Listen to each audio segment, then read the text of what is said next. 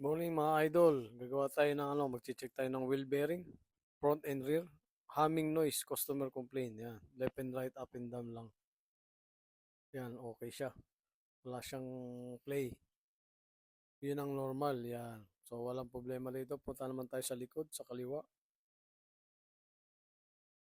yan, ganun din ang gagawin natin mga idol, up and down, left and right, yung pag-check, up and down, ayun, ang laki ng uga, yan, ayan, kailangan natin palitan ng wheel bearing niya mga idol.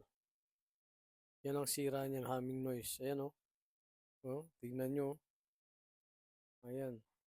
Sana may natutunan kayo. Sana wag niyo kalimutan paki-follow ang channel ko at paki-like and share para marami pa tayong may upload na kaalaman